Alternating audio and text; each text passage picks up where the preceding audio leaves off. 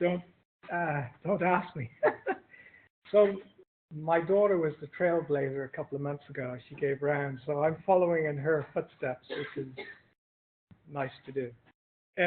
So I'll start here. This is Christopher, attributed to Christopher Hitchens, who is unfortunately died a couple of years ago, but was a great writer. And I think it's very relevant for today in terms of this sort of Hitchism. My competing interests, I think this will probably cover this type of talk. So let me tell you about my story. This is a great paper that was published in a Boston rag called the New England Journal of Medicine in 1978. And the real kicker here is Tom Chalmers, who was such an important person in the development of clinical trials globally and very early adopter of systematic reviews. And the first author is Jenny Freeman, who happens to be his daughter. And she was doing this, finishing off her bachelor's degree. And in 1978, they published this paper, which is a very important paper, looking at really type 2 error, where they looked at studies that reported no difference between treatment A and treatment B, and concluded actually that they couldn't really attribute no difference because they had too few patients to make that assessment. So what I tried to do, I tried to replicate what they did. And I had a lot of difficulty doing that. And so one of the reasons I thought I had a lot of difficulty is I'm quite profoundly dyslexic. And I wasn't able to read, certainly until I was 12 or 13. I thought, oh, it's just probably me. I just don't understand what these people have written. And I thought, I'll give it to a couple of colleagues of mine who were working on this project with me and ask them, can they sort out what's going on here to try to replicate this paper. And both of them are sort of far smarter than I'll ever be. And they came back and they said, well, they just couldn't figure it out. They actually couldn't figure out what was going on.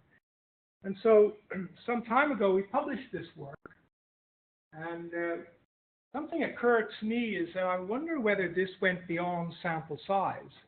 I wonder whether people had trouble reporting right across the spectrum of a randomized trial. And that sort of started my journey quite a long time ago. I'm ancient, but I might be ancient, but the problem still exists.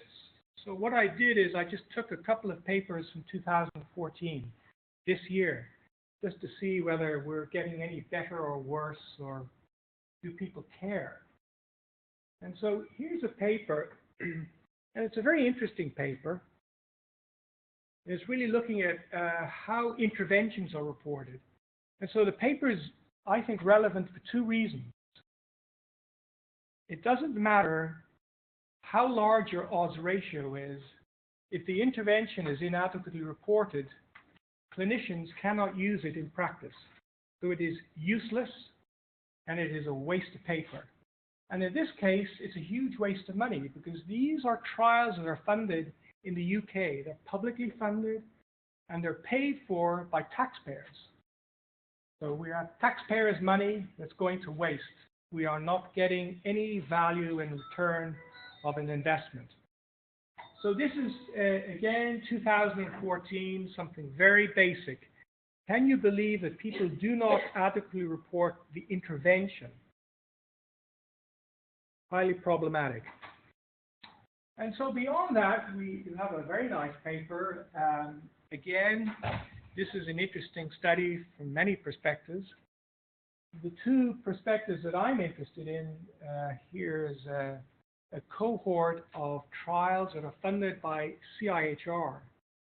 Everybody in this room has paid for these trials as your taxpayer dollars. And what we see is a profound prevalence of selective outcome reporting bias. meaning that what the trialists said in the protocol was different from what they reported in the results of the study. This is by CIHR. Some people would argue our most prestigious funding agency, but it's a tax dollar, and your tax dollars are going to great waste. So we have an example from the UK of a wasteful money. We have an example from Canada of a different type of waste, but nonetheless, huge waste of money. And so, please, Jeff. I'm sorry to interrupt, but could you explain more what is the waste? Some might argue they said they were going to do something, wasn't kind of working out, making the best what they can. Sure. I think if they said that, it would be good. They didn't say that. As a matter of fact, if you... Sorry? Transparency. It's certainly an issue of transparency, but I think at a conceptual level, it's something more basic. It's called honesty. And if we are thinking that researchers are, you know, highly educated, wonderful human beings, and they're not particularly honest, at least in my estimation, that's hugely problematic. And so what you might have, for example, in a protocol, if they're looking at A1C, hemoglobin, an important outcome, and then you look at the results and you say, actually, hemoglobin is not even mentioned. What's mentioned is quality of life, and it's mentioned because it has a statistical value below that beautiful, magical 5%. So we have the problem of transparency, and we have obviously a huge problem of honesty. If people said what they did, hey man, life would be great, but they don't. And there are many reasons for that, I suppose. So beyond issues of efficacy, the same issues apply for harms. So it's right across the board. I don't want you to think this is just an issue about people having trouble telling us the truth about issues of effectiveness or efficacy. It also is a problem of harms. Not only that, not only do investigators appear to have trouble telling us what's going on, they like to spin. They like to spin. Here's a lovely empirical piece by Isabelle Boutron and her colleagues, looking at reports where there is no statistical difference between treatment A and treatment B, yet the authors have to spin something that one is better than the other. They can't simply say that. And there perhaps are many reasons, but we have now quite a few examples. So the important point I want to get across is all of the evidence is based on published papers. Okay? So it's past the magic of peer review and journal editors, those people closest to God. It has passed all of them. And we know many people say in systematic reviews, oh, you have to just include the published literature. You can't include the unpublished literature because it hasn't been through that magic filter. All of this has been through that magic filter. And I could spend between now and next month giving you example after example by specialty and subspecialty, pharmacy, dentistry, anything you want. We are incompetent at reporting clinical research. And there's a mountain of evidence to that effect. Beyond just problems of telling the truth, we have something a little bit more tricky, and I don't anticipate editors in general will pick it up, and certainly peer reviewers won't, but we have retractions and fraud. Steen has shown retractions have increased, a fourfold increase in the last decade alone. Fourfold increase in retractions. I don't know how many of you are in the area of anesthesia, but there are two beautiful cases in the literature in the past couple of years. Professor Bolt, a German researcher, now is in prison. He fabricated at least 88 randomized trials, in particular in an area in the ICU where it had very practical, pragmatic influence in the practice of care. Fuji in Japan fabricated at least 39 randomized trials. There is one fascinating editor called Stephen Schaefer, who is the editor of Analgesia and Anesthesia. He picked up on both. It took him a very long time to get anything done, about years, but he picked it up. And these are, if you Google them, they're two very, very interesting stories. So not only do we have trouble with people telling the truth, being transparent, but we have people who are very meaningfully going out of their way to give us a lot of misinformation. So many of you might have seen this is published in October, I believe, of 2013 in Science. They did a beautiful spoof paper. They made up a paper with fabricated information. As a matter of fact, the data they made up, if one looked at it quite closely, it's impossible to be true. And they sent it to 304 journals. Yeah. So, fascinating results. Many accepted it. These are fascinating results. So about 250 got through the system. And of those, 157 accepted the paper. But here's the real slider.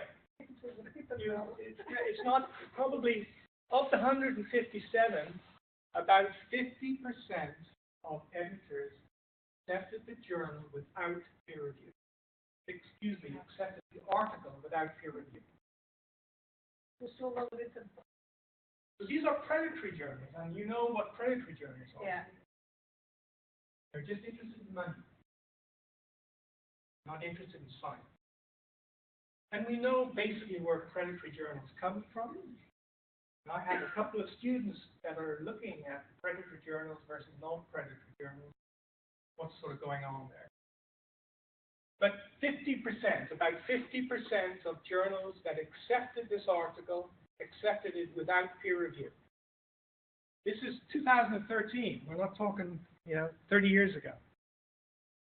And the lay press has got very interested in this. The Economist had a series of very nice articles about actually why science is getting it wrong. What are some of the problems with the publication process, which is what journalology is. Journalology is not a very well used term. Those of you who read BMJ, somebody in December wrote an article with the title Journalology.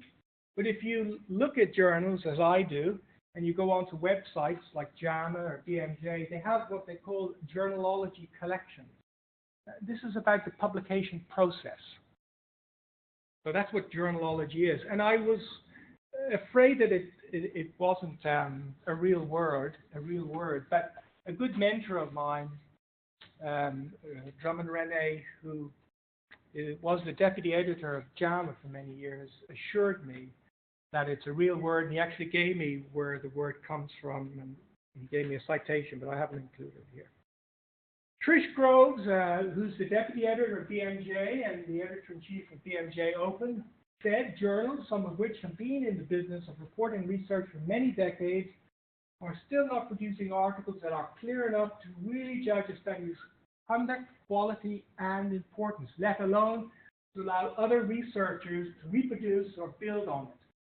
Trish Groves.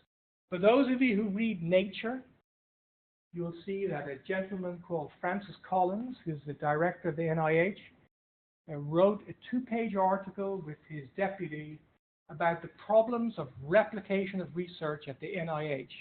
It is now such a problem that they are setting up an office to be able to replicate some of the research. That's the problem. There is one area that I'm aware of in chemistry called organic synthesis.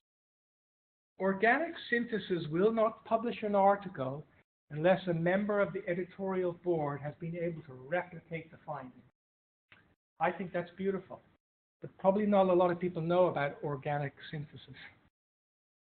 And I didn't know about it until quite recently. So, many of you know about the Declaration of Helsinki. At least I hope you do.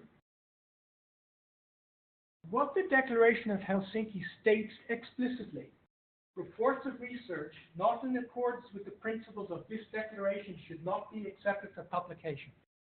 Okay? So almost all editors are failing the principle of the Declaration of Helsinki.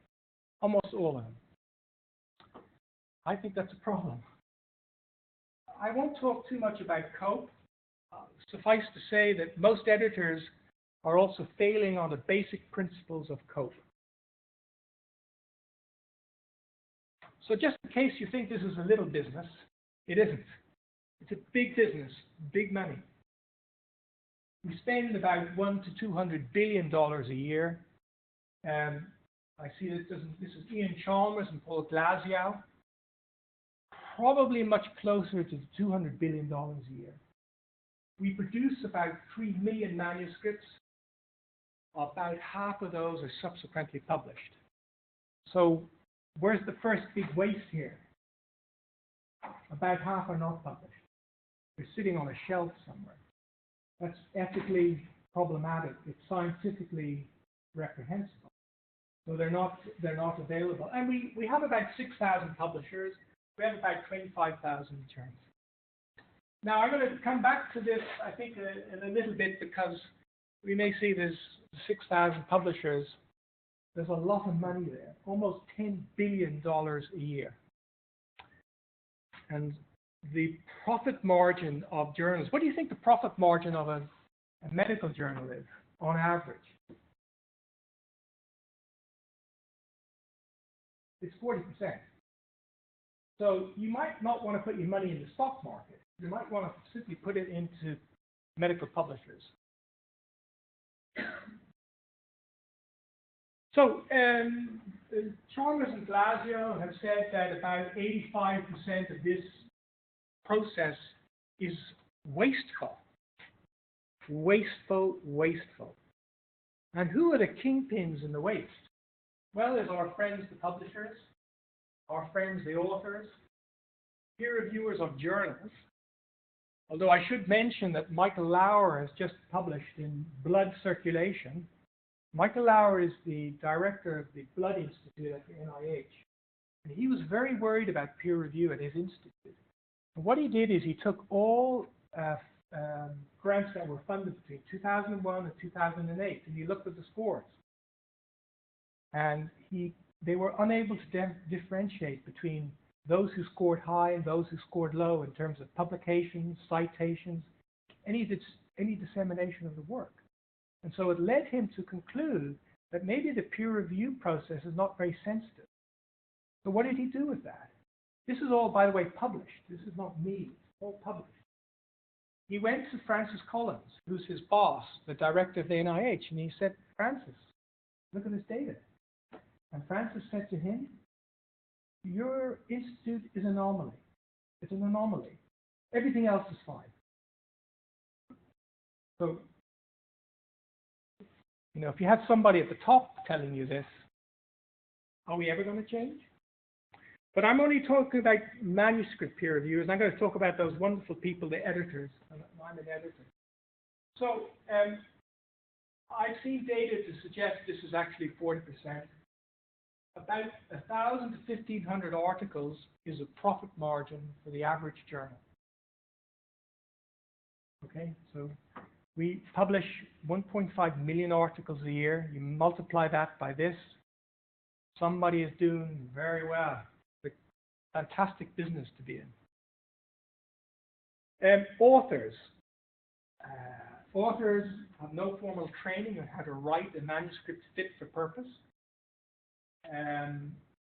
They have nowhere really to go to get that training, and I'm going to come back to that. There are huge problems of selective reporting biases. The prevalence is about 40%, 30%, depending on who you look at. Fanelli has published many articles. This is a nice survey looking at misconduct. 2% of science is admitted to fabricating or falsifying information. It's a very small percent, but if you multiply that out by the number of scientists, you're getting quite large numbers. Peer reviewers, well, what do we know about peer review? Of course, we know it doesn't work, although every editor you go to see, they will tell you, of course, there's nothing better than peer review. The evidence, in a very nice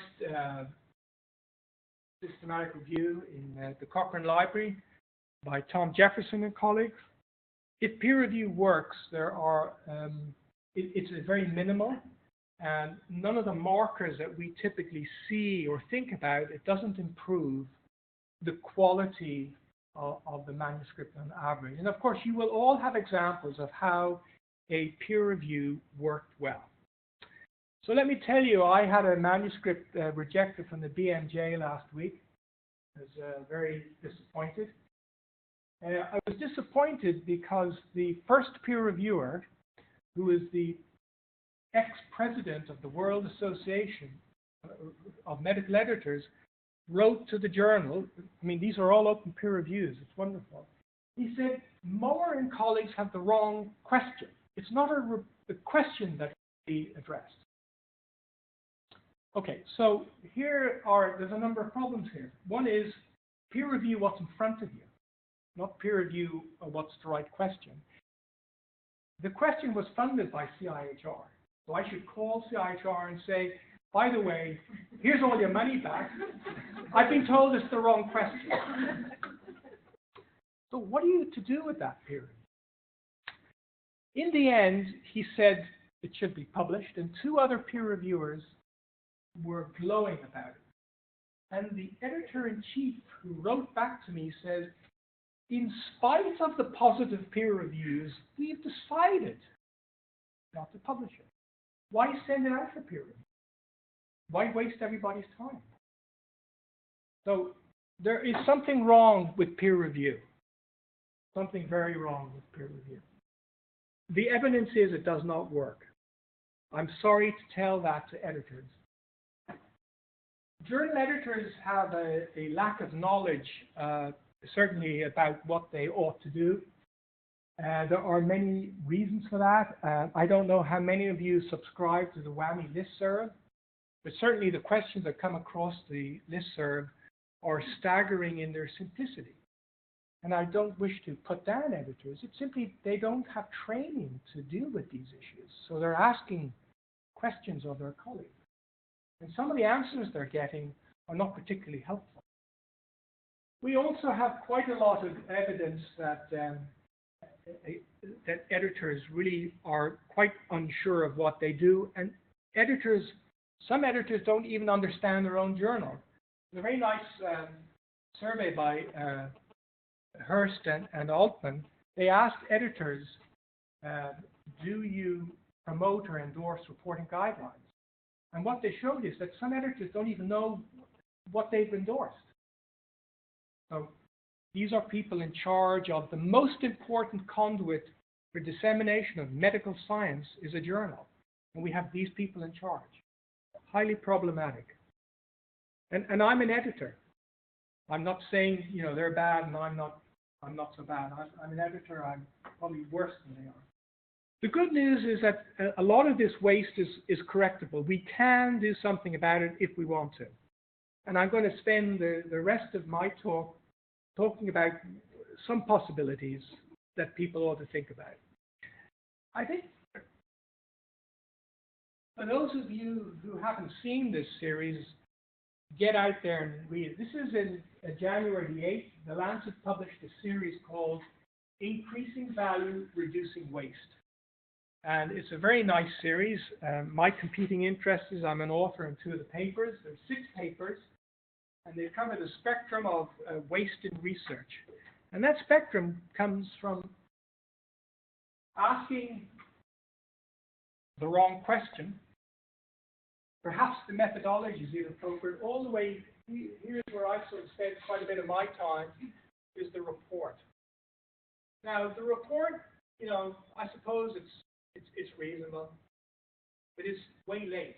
It's game over. You really want to have some influence over here. That's when you can influence things. With the report, all we want is something quite simple. We're begging people to be transparent and honest. And it's hard for me to believe in 2014 that what science has gotten down to is begging people to be honest and transparent. The four areas that I really want to talk a little bit about where I think it may improve things is one, endorsing and implementing reporting guidelines, developing core competencies for editors and peer reviewers, entrenching peer review skills within academic institutions, such as the University of Toronto, the University of Ottawa, where, at least in Ottawa, they simply don't exist. And most places I go to, I usually look on the websites to see what's going on.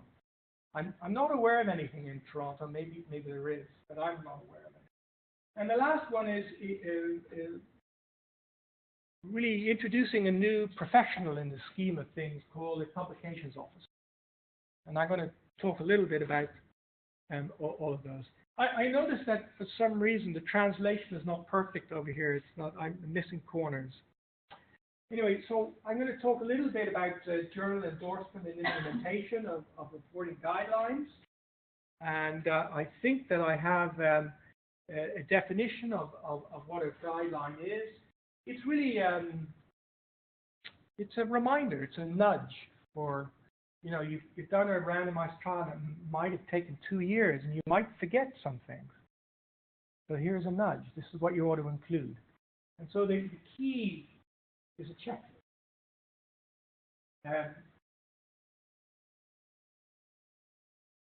There are more than 200 reporting guidelines.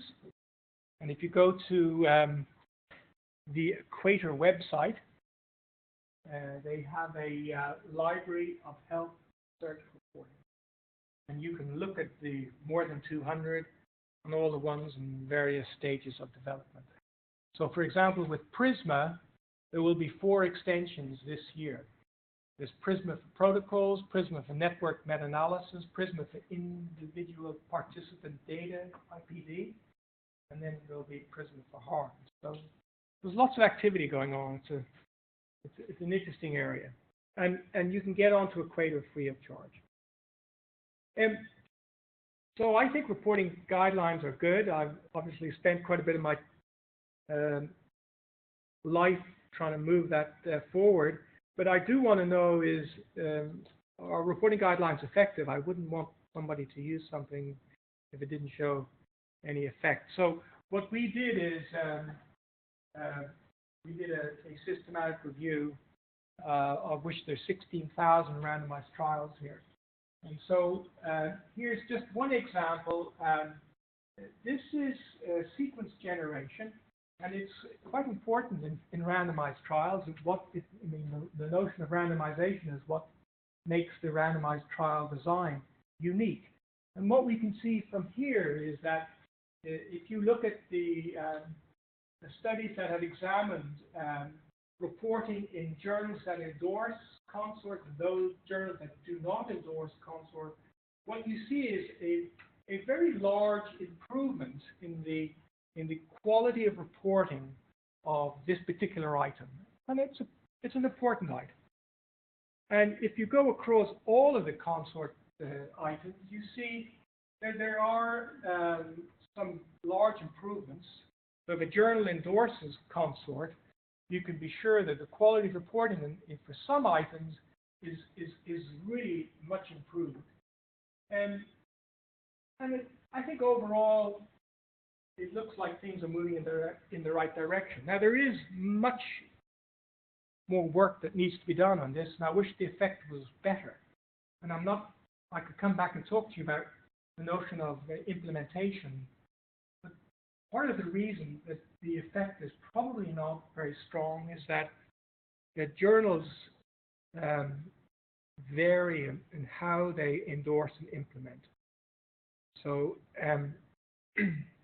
here is a nice example. Eric Cobo, who is the statistics editor of Medicina Clinica, he did a randomized trial looking at whether reporting guidelines help peer reviewers in terms of the quality of what's going on, and showed quite a strong effect. So we see that not only can reporting guidelines be useful for authors, but they might also be useful for peer reviewers. And I think probably I'm not going to spend too much time on endorsement. I do want to say that there's quite a bit of variability in how journals endorse reporting guidelines. JAMA says, do not submit your report of a randomized trial unless you have submitted a consort checklist. Other journals, well, you might want to think about it. So there's obviously variability in terms of endorsement, and that's going to obviously influence outcome. So the second bullet is developing core competencies for editors and peer reviewers. So the first question is, what are the core competencies for new journal editors? And we don't know what they are because none exist. And editorial groups such as the World Association of Medical Editors, the International Committee of Medical Journal Editors, they have never written this down. And nor have they ever talked to one another about what core competencies should be. And so this is a journal, again, is the most important conduit to which we disseminate knowledge. And we don't know what the core competencies are. So we need to develop core competencies, and we need a global agreement between the stakeholders as to what they might be. And we need some online training. We need some sort of certification. We need continuing education. In some ways, we need to bring some professionalism to the job of being an editor. And for those of you who are physicians in the room, you'll be quite familiar with the notion of core competencies. If you're going to be a surgeon, you're trained against a group of core competencies after which you're examined. If those of you who passed the examination are certified and can practice surgery. I flew here this morning. I knew that the pilot on the plane was certified. I asked him to see his. Yeah. So we have a bit of a mismatch here. And you may think, oh, well, you know, physicians are more important than editors. Maybe not. Maybe not the role of what editors do in terms of disseminating knowledge. Maybe we need that. We don't have it. It's simply unavailable. If you're a new editor, what you can do is you can go, if you're lucky, take a 2-day course, maybe stretch it to a 3-day course. I'm an editor. I was never invited to go to a 3-day. They probably think I'm so bad, there's no hope in sharing me. And also, I'll leave that alone. So we need to do the same for peer reviewers. Beyond editors, we need to do something for peer reviewers. I don't know how many of you have peer-reviewed manuscripts. Okay. How many of you have been trained to be a peer reviewer? You have been trained. Good. Like with other people. Yeah, Sure. unofficially. Sure. Unofficial. Yeah, of course. You're like me. You go outside your office and you ask for help. Part of the course, actually. So part of the course. And we followed like a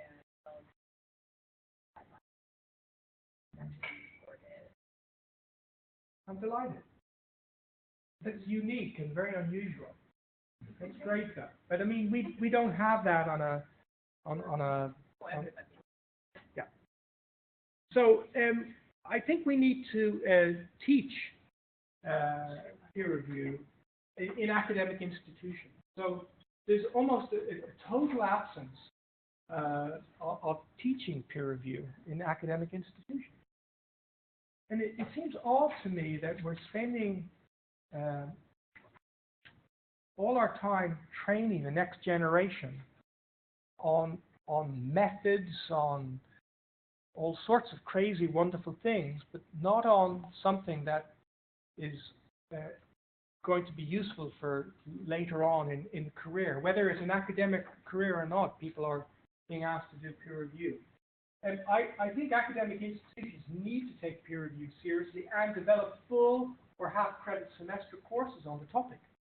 I think it's very, very important because how many people know about open access? How many people know the difference between gold and green open access? Okay. How many people know about predatory journals?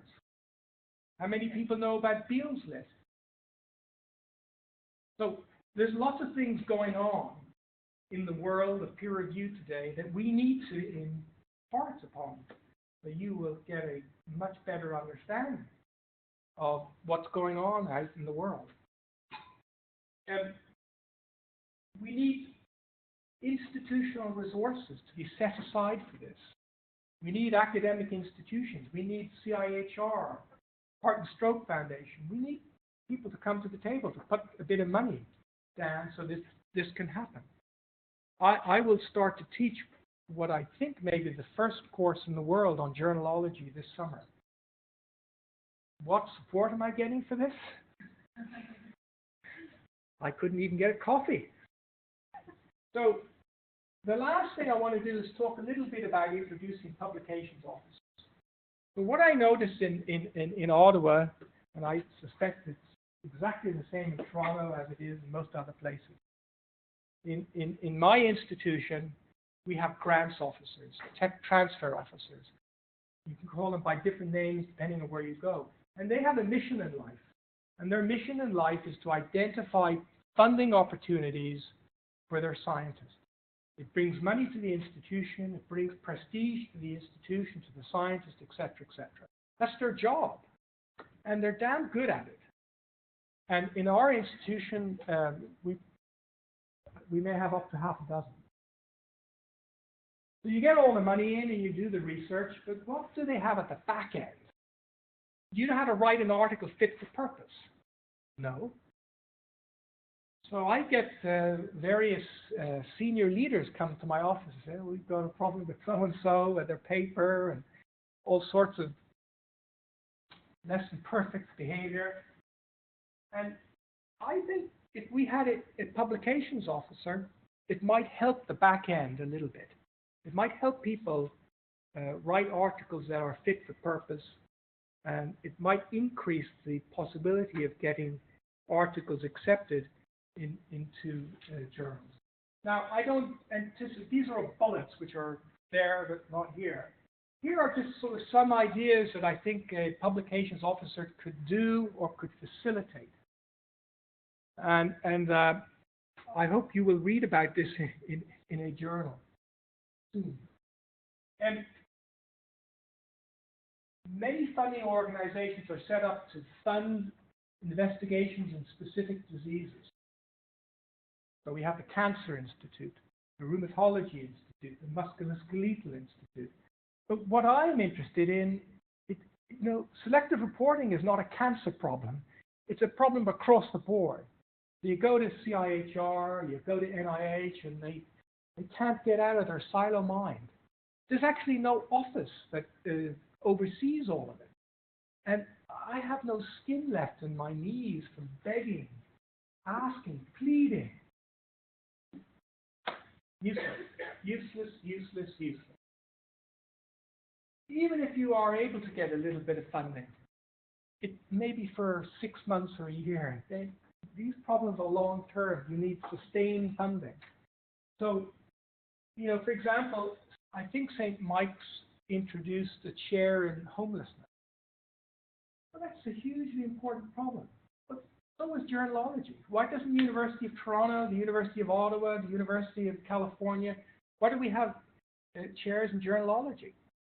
How can we allow this machine to go forward and so many problems, and it can never change unless we have funded people to sit and think about it and figure out how to change it or to improve it. There are huge changes going on in the world of peer review. There's how many know about JPeer? Everybody knows about JPeer. It's a service where you can put an article up and it can get peer reviewed, and if the journal doesn't like it, the peer review can be used by another journal. And there's lots of different things that are going on. There's post-publication peer review.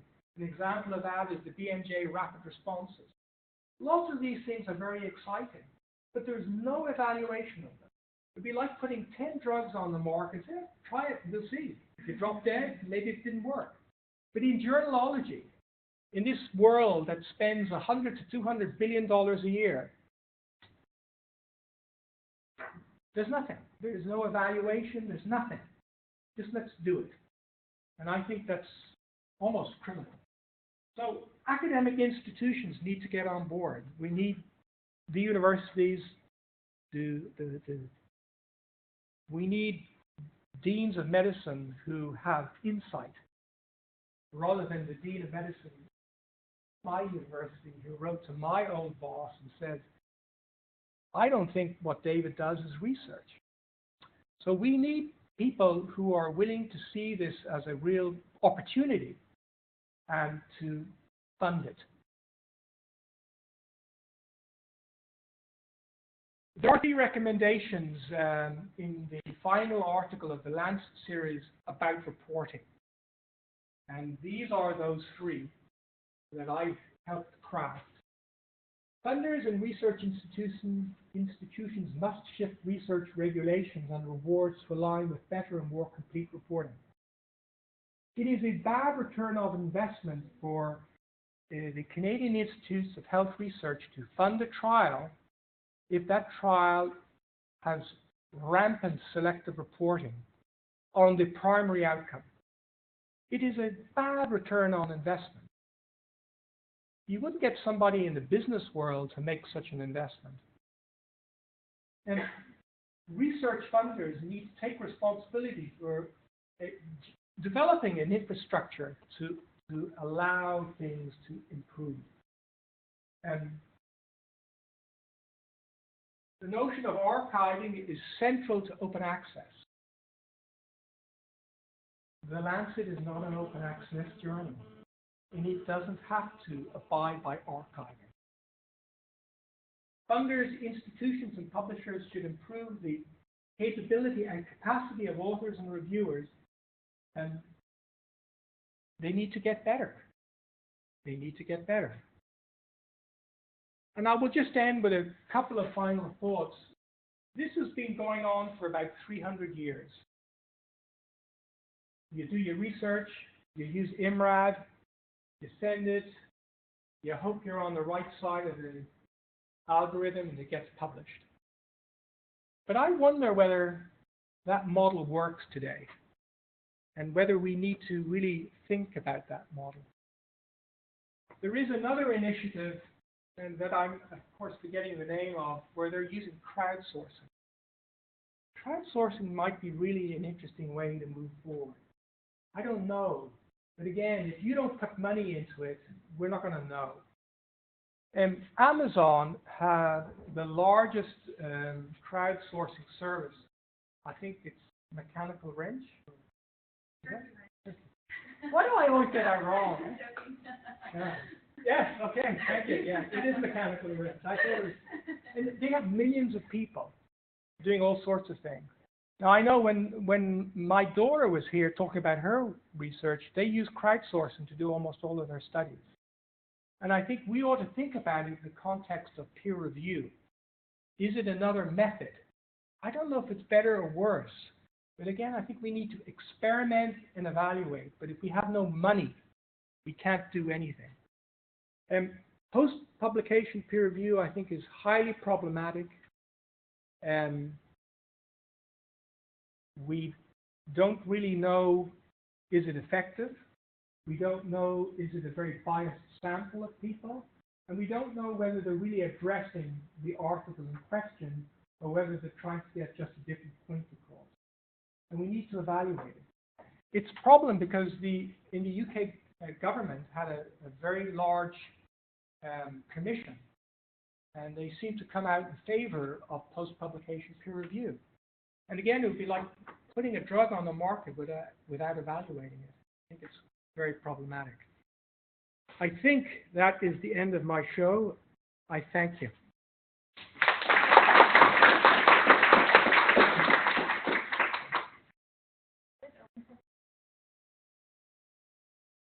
I put them to sleep. Really nice talk. I have two questions. One is, when you're talking about the world of clinical research, it seems like it's so much better developed, better funded, better reported, work that many of us in the room here do, which is bias and complete reporting and so on, for a much, much more economic research. And I wonder if you could comment briefly on the extent to your thoughts about the whole process and to different areas. Second question I will ask is about in your title of your talk is sustainable economic talk, and or kind of an economics kind of title, and it seems to me that economic issues sort of larded through this whole theme that from, for example, as a peer reviewer, I invest my time, like 2.5 days to do an article. That's like a lot of time, and that means this is something that I'm giving up. So what am I getting in return for that? And so there are economic incentives built throughout the whole system. I just wonder if anyone has systematically investigated the economics of the. Sure. Okay, they're great questions, Murray. I'm happy to let you know that whatever is going on in clinical research is going on everywhere. I could have spent all my time talking about the preclinical world. I have a postdoc who's spending his time looking at the preclinical world in terms of animal research, in vitro, in vivo. No matter what you look at, it's horrendous. And I would imagine that health economics is no better. And I could have given lots of examples from other. Well, my point was kind of actually the opposite. Sorry. Even though you pitched this in very negative terms, yes. Like when I read the clinical literature, all these literature. Yes. So that's sure. What I should have put up is a couple of slides from systematic reviewers. So this is sort of typically what they say in their discussion. We included 42 trials, of which we could use 6. The others are so bad they can't even figure out what's going on. They can't be used. So if I've given you a positive picture, I apologize. It isn't a very positive picture, and for the Lancet to invest 60 pages, I can tell you that for the Lancet, although you didn't hear it from me, a page might be $40,000 or $50,000 per page by 60. So it's a problem right across the spectrum, and I don't think clinical research would be any better than health economics. You may read the Lancet or JAMA and read your trial and be happy, but we do have good evidence that at least 90% of trials are published in small specialty and subspecialty journals. And the focus is always on, if you go to a peer-reviewed congress, what do they talk about? These friggin' 6 journals. That's not what the problem is. The problem is, in the Croatian journal of whatever, or the Thai journal of radiology. These are small journals where the resources are really, really tiny, and people are having to deal with the issues.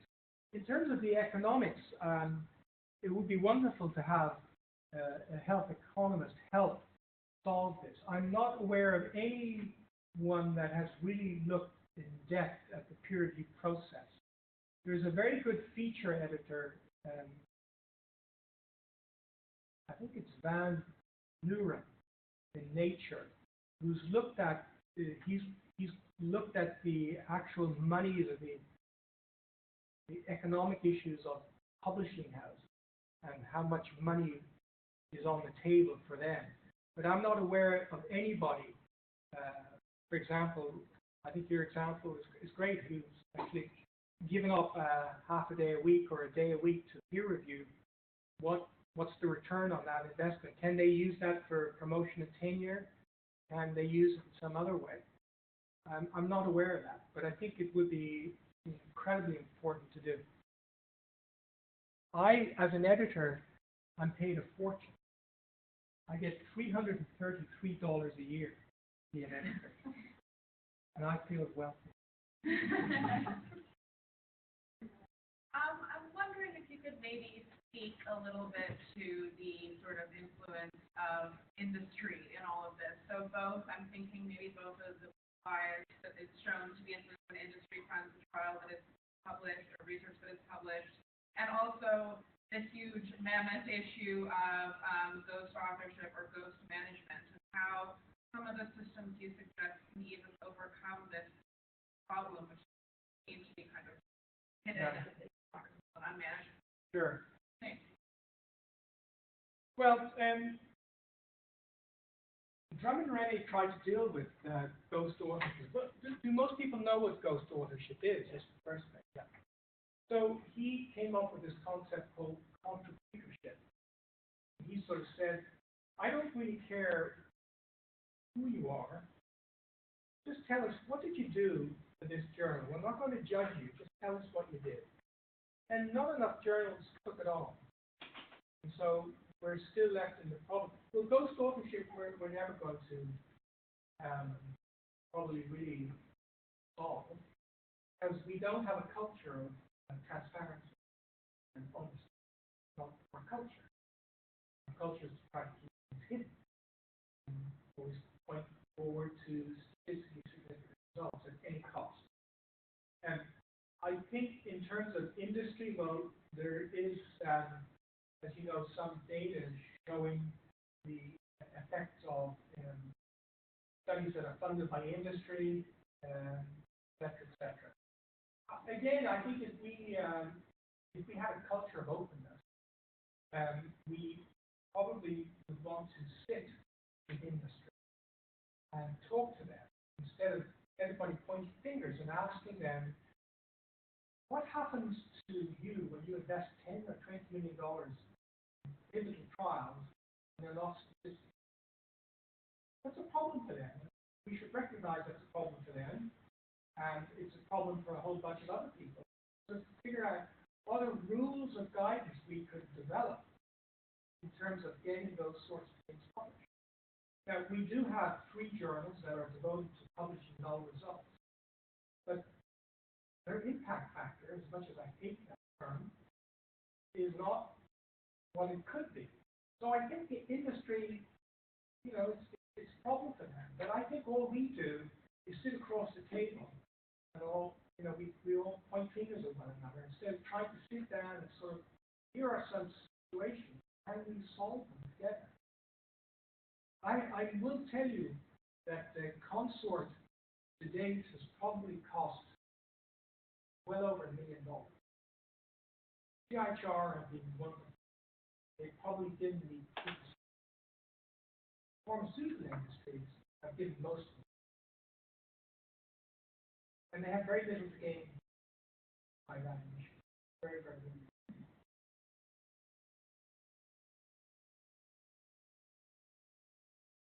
Talk a little bit about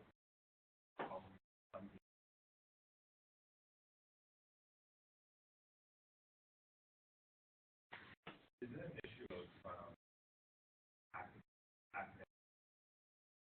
This should be an issue that journals fund and journals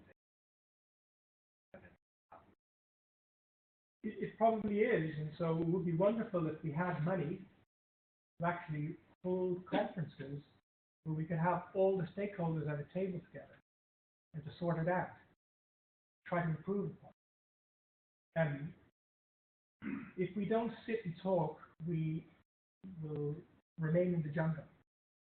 We need to find paths forward. But the way to finding a path forward is we need to put some money on the table. We need to allow people to bring the stakeholders. We need to experiment. I think it's not the publisher's problem, it's not the author's problem, and it's not the academic institutions. It's all of their problems. We ought to all come together and figure out, well, we're all in this mess together. Let's see if we can get out of it together. I know that in my experience of developing reporting guidelines, particularly consort, usually, I even had it when I was in Australia a couple of weeks ago, where somebody gets up in the audience and says, what are you telling me what to do? I'm a professor. I know exactly how to report to me. Well, clearly, they've not looked at the evidence. the evidence is that authors are not particularly good at the finished product. We need to sit down as a group with authors, editors, publishers, and a whole bunch of other people to figure out, can we find a way forward? Consort was a way forward. It's been reasonably useful. And I think we need to do that for journalology in a much broader way. With this, I would like to conclude the round by this. That's why we have to cut off here. Yeah. Thanks very much, David, for a great Thank talk you. and lots of Ooh, food for thought. okay. And we'll- Thank you very much. And you also, Frank. Very good.